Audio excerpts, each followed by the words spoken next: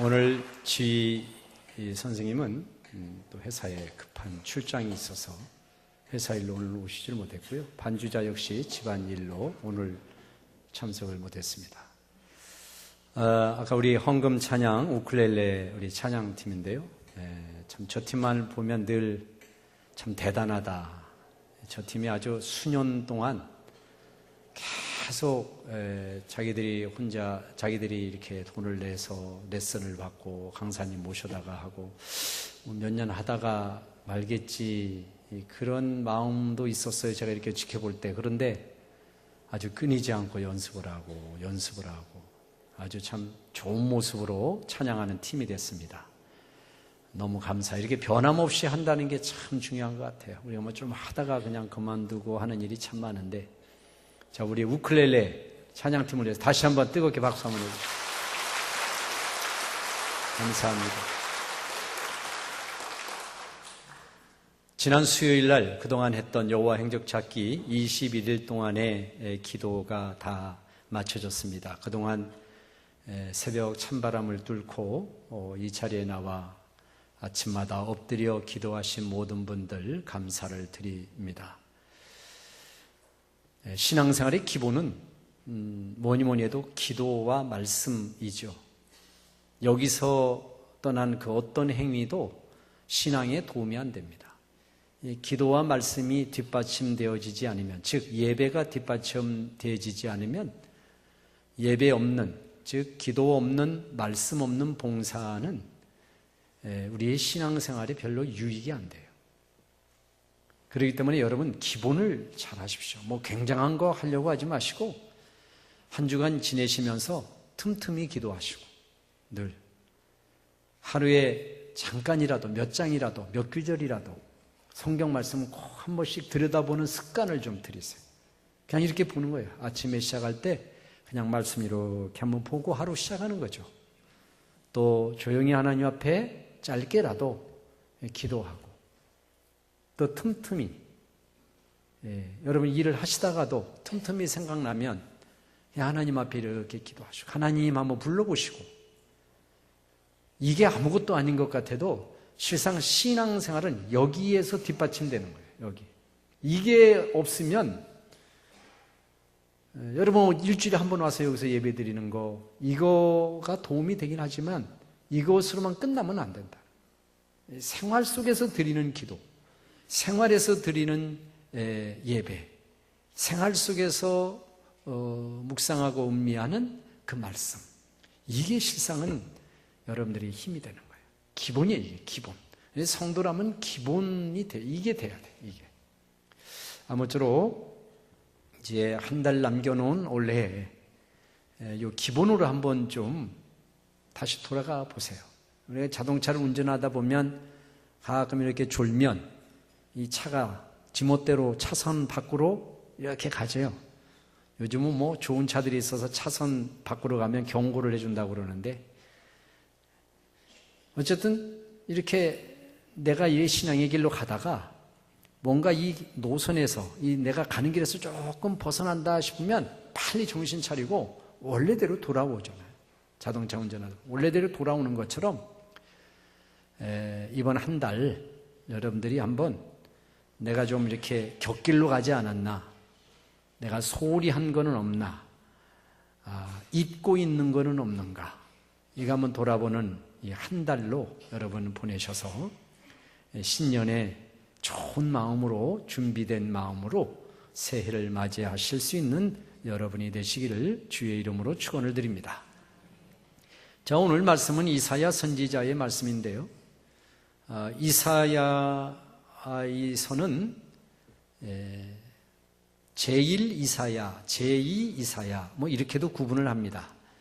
왜 그러냐면 이제 이사야를 쓴 시기가 이스라엘 백성들이 멸망하기 전에 쓴 그런 이사야의 글이 있고, 또 하나는 제2 이사야라는 것은 이스라엘 백성들이 이제 나라가 멸망을 해서 포로로 잡혀가서 다시 그 포로의 자리에서 그 절망적인 상황에서 고국 땅에 돌아갈 수 있다고 예언한 그런 제2 이사야의 내용으로 이렇게 구성이 되어 있다고 주로 보고 있습니다. 지금 이 2장의 이때의 말씀의 시기는 이스라엘 백성들이 멸망하기 직전이죠. 북쪽에는 이스라엘이 있고 남쪽에는 유다가 다스리고 있었던 시대이고요. 국제적인 정세로 보면 저 북방에는 아수르라고 하는 강대국이 호시탐탐 이 이스라엘을 노리고 있고, 남쪽에는 역시 애굽이라고 하는 강대국이 이 조그만한 나라인 이스라엘을 노리고 있습니다. 이 틈바구니 사이에서 이 이스라엘이라고 하는 이 나라가 하나님을 의지할 수밖에 없는 그런 형국이에요, 모양새로 봐서는. 그리고 원래부터 선택된 하나님의 백성의 민족이기 때문에 당연히 하나님께 기도하고 당연히 하나님을 의지해야 되지만, 이스라엘 백성들이 그렇게 하지를 않습니다. 이 시대에 하지 않고 줄타기 외교를 벌이는 거예요. 그래서 남쪽 애굽을 의지하는 게 좋을지 북쪽 아수르를 의지하는 것이 후환이 없는 일일지, 이런 것들을 계산하기가 바쁩니다, 정치가들은. 왕을 비롯해서. 그러다 보니까 하나님을 의지하기보다는 상황에 더 의지하죠. 상황에 더 자기 마음을 기울이는 거예요. 계산하고 분석하고 판단하고 적당하게 외교관계를 가져서 유지하고 그럽니다. 그렇다고 이스라엘이 뭐 대단한 무기가 있는 나라도 아니기 때문에 현실적인 상황에서는 이스라엘이 선택할 수 있는 상황일 수밖에 없다, 그렇게 이해되기도 하지만, 그러나 지금까지 이스라엘 백성들이 살아왔던 그들의 역사를 보면 그들이 뭐가 굉장히 무엇을 가져서 똑똑하고 잘나서 나라가 유지된 게 아니었고, 민족들이 지금까지 살아온 게 아니었습니다. 그들이 이 이사야 선지자가 활동하던 시대까지 버틸 수 있었던 것은 전적으로 하나님만을 바라보고 그분만을 의지하고 살아왔기 때문에 이들의 존재가 이 시대에 이렇게 있을 수가 있었던 거죠. 그렇지만 다시 현실로 돌아가서 먹고 살아가는 문제, 사느냐 죽느냐의 문제의 현실적인 이것이 바로 코앞에, 눈앞에 닥쳐오게 되다 보니까 눈에 보이는 하나님을 의지하기보다는 우선 쉽게, 우선 빨리, 우선 효과 있는 그 방법을 선택하게 되는 거예요. 그러다 보니까 이들이 이제 하나님을 찾지를 않아요. 하나님을 찾지 않습니다. 어떠십니까? 여러분 요즘 하나님 찾으신가요?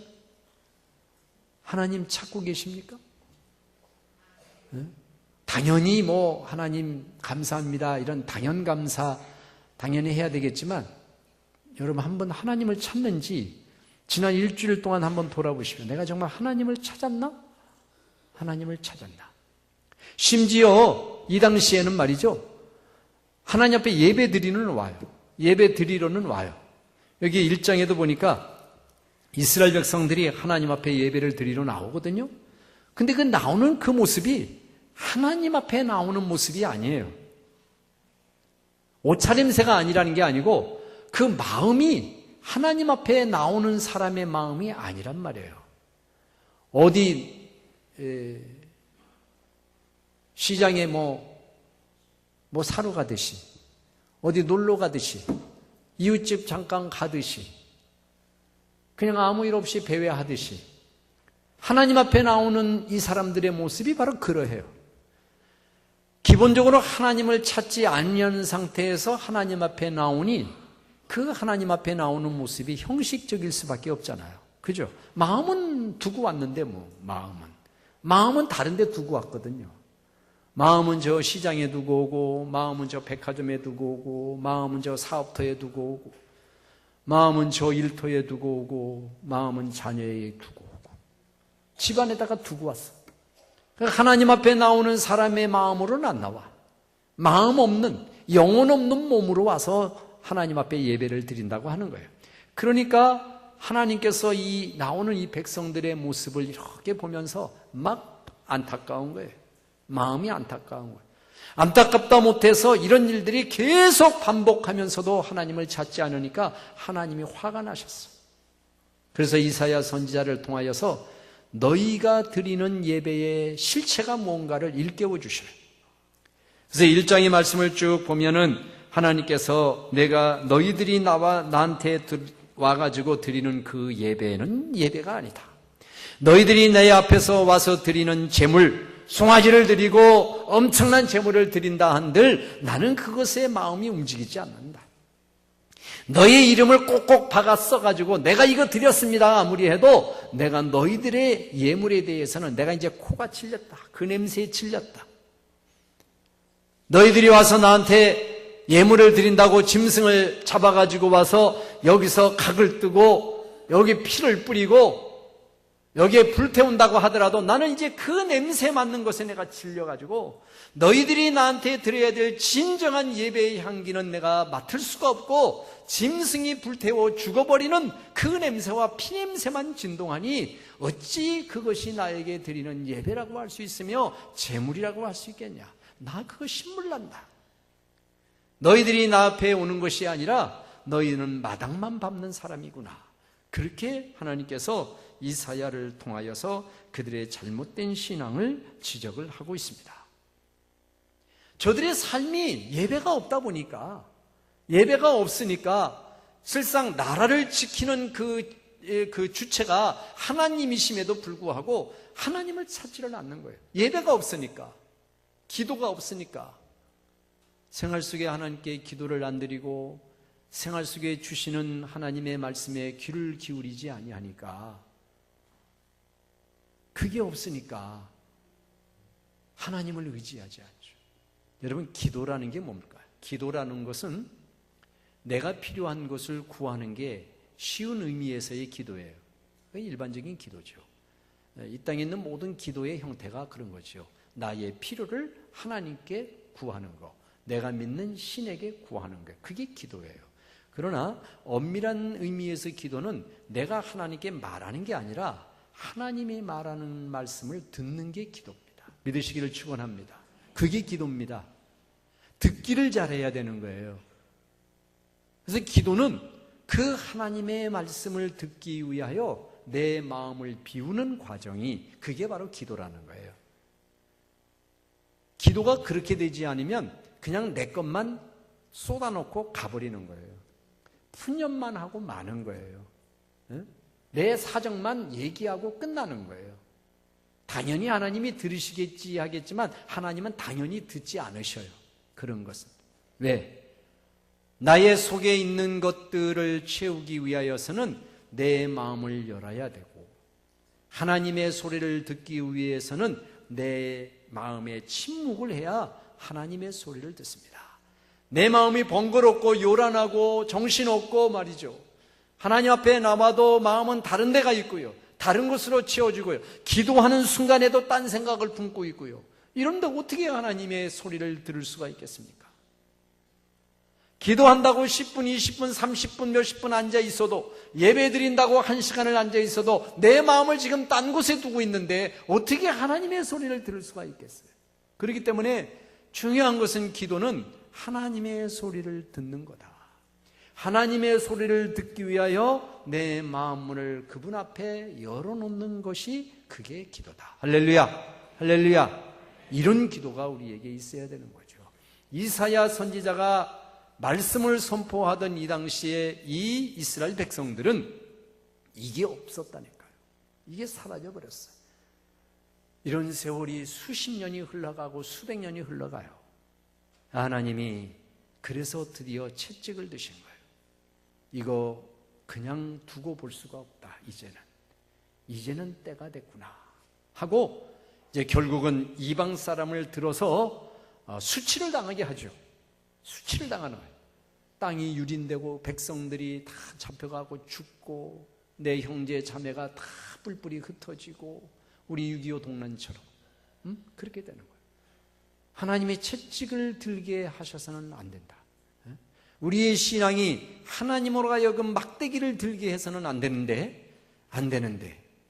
우리의 그런 모습 때문에 막대기를 들어서는 안 되고, 하나님이 우리를 단련하기 위해서 막대기를 드신다면 그거는 필요한 건데, 우리의 죄 때문에, 우리의 불의 때문에, 이 나태하고 게으름, 이렇게 하나님을 등지고 있는 우리의 이 불신 때문에 하나님이 기다리다 못해 막대기를 드는 날이 온다면 그때는 살아남지를 못하죠. 이 백성들이 그렇게 돼버리고 말았어요. 오늘 본문에는 이렇게 하나님께서 이스라엘의 이런 영적인 상태를 지적하시면서도 한 줄기 희망을 얘기를 하십니다. 그건 뭐냐면, 너희들이 이 세상을 의지하지 말아라. 앗수르도 의지하지 말고 애굽도 의지하지 말아라. 시편 118편에 있는 말씀처럼 여호와를 의지하는 것이 사람을 의지하는 것보다 낫고, 여호와를 의지하는 것이 고관 대작을 의지하는 것보다 낫지 아니하냐, 이렇게 말을 하고 있는데, 지금 이사야 선지자가 그 얘기를 하고 있는 겁니다. 너희들이 지금 영적인 상태가 땅바닥이다, 바닥인데 하나님이 너희들이 돌이키지 아니하면, 회개하지 아니하면 막대기와 채찍을 드실 것이지만 그래도 아직은 희망이 있다. 그 언젠가 그분이 오시는 그날은 평화의 날이 될 것이고, 너희들이 무기를 만들려고 했던 철, 무기를 생산하려고 했던 그런 것들을 무기를 만드는 일에 쓰지 않고 무엇으로 쓴다? 농기구를 만다, 밭을 갈고 삽을 만들고, 보습이라는 게 바로 그런 농기구에 곁들여서 쓰이는 도구들인데, 이런 것들을 만드는 걸로 바뀔 거다. 너희들이 서로 물어뜯고 서로를 지키려고, 서로를 방어하려고, 서로를 먹으려고 전쟁을 일으키고 사람을 죽이고 하는 이런 이 전쟁의 소용돌이가 한순간에 그분이 오시면 잠잠해지고 이 땅에 평화가 임할 때가 있을 것이다. 그때를 위하여 너희 지금을 회개해라. 그렇게 이사야 선지자가 얘기를 하고 있는 것입니다. 지혜로운 사람은 먼 미래를 준비하는 사람이 지혜롭죠. 그게 지혜로운 사람이잖아요. 현재 살아가는 것만 급급해서 그 다음 것을 준비하지 못한다면 참금 불행한 거죠. 사랑하는 성도 여러분, 신앙생활이라는 것은 바로 그게 재산인 거예요. 먼 미래의 것을 지금에 준비하는 삶을 하루하루 살아가는 거예요. 그거지. 여러분들 그냥 오늘 살기에 바빠가지고 거기에 매 있어서 다음 날이 어떻게 될 것인가도 돌아보지 아니하고 정신 못 차리고 살아가는 거, 그거는 신앙의 지혜로운 사람이 아니라는 얘기예요. 그러기 위해서는 어떻게 해야 될까? 3절에 이렇게 말합니다. 많은 백성이 가며 이르기를, 오라 우리가 여호와의 산에 오르며 야곱의 하나님의 전에 이르자. 여호와의 산에 올라간다고 하는 것은 시적인 표현인데, 이것은 하나님의 전에 나가자, 그런 뜻입니다. 하나님 앞에 우리가 나가자. 언젠가 그 주님이 오실 날, 메시아가 오실 날이 있을 거다. 이 땅에 평화가 이루어질 날이 있을 것인데, 그날을 너희들이 준비하기 위하여 많은 백성들이 하나님 앞에 나갈 것을, 그 하나님의 전에 머무를 것을 이사야 선지자는 얘기를 하고 있습니다. 하나님의 말씀이 시온에서부터 나올 것이고 하나님의 영광이 이 땅에 드리워질 테니, 너희들 지금 고통스러운 그런 시절을 보낸다 하더라도 세상 의지하지 말고, 다른 거 의지하지 말고 하나님만을 의지하고 살아라. 할렐루야. 세상이 우리에게 주는 메시지들은 뭐예요? 그게 아니잖아요. 현실의 삶에서 우리에게 주는 메시지는 그게 아니잖아요. 돈이면 되지, 권력이면 되지, 그게 세상이 주는 메시지죠. 내가 움켜잡으면 되지, 내가 빼앗으면 되지, 내가 지키면 되지, 내가 먼저 달려가면 되지, 그 사람을 제치면 되지, 이게 세상의 논리잖아요. 이거 없이는 세상 못 살 것 같잖아요. 한 사람이 길가에 쓰러져서 죽었다, 노숙자가 죽었다, 이런 뉴스보다는 주식의 주가가 얼마나 오르고 내렸느냐에 더 관심을 가지는 것, 그게 더 가치가 있는 것으로 보는 세상에 살고 있잖아요. 당장 환율이 어떻게 돼가지고 내가 가진 달러가 얼마만큼 내가 이익을 얻었는가, 이거 계산하기에 바쁜 것이 뉴스가 되는 것이지, 한 사람이 고통받고 한 사람이 시련을 겪고 한 사람이 어려움을 당하는 것에 대한 것은 관심 없는 그런 세상이잖아요. 지금 우리들도 그렇게 당연한 듯이 그렇게 맞아들이면서 생활하잖아요. 하나님께서 이사야를 통하여서 다시 한번 너희들이 하나님의 전에 올라와라. 너희들의 행위를 중지해라. 멈춰라. 불의한 일을 끝내라. 불의한 일을 끝장내라. 하나님을 찾지 않았던 그 못된 삶의 태도를 정리해라. 정리하고 내 앞에 나와라. 하나님을 찾기 위해서 나와라. 내 앞에 나오면 너희들에게 희망이 있다. 희망이 있다. 할렐루야. 우리나라도 강대국의 틈바구니에 지금 끼어 있습니다. 일본, 중국, 미국, 러시아. 우리 지형을 보세요. 꽉 돌려 채워져 있습니다. 원자 폭탄을 만든다고 하는 북한. 우리 무기 어림도 없죠. 무기만을 가지고 그 나라를 이겨? 어림도 없죠. 얼마 전에 국회에서 차세대 전투기를 사기로 결정을 했다고 합니다. 근데 그 전투기 한 대 값이 어마어마해요. 월드컵 경기장 하나 짓는 만큼의 돈이래요. 어마어마한 거죠. 그거를 몇십 대 산다면 이게 엄청난, 그거 다 이제 우리가 여러분들이 수고하고 땀 흘리는 것으로 다 그걸 사는 거죠. 돈이 없으면 빚을 내서 사는 거예요. 그것이 우리를 지켜줄 것으로. 요즘에 힘의 논리가 그렇게 무기를 좀 어느 정도 대등하게 가져야 평화가 유지되고, 긴장이 어느 정도 유지되어야 전쟁이 안 터진다고 생각하는 이런 논리가 지배하고 있죠. 그래서 군비 확장을 어느 나라든지 하잖아요.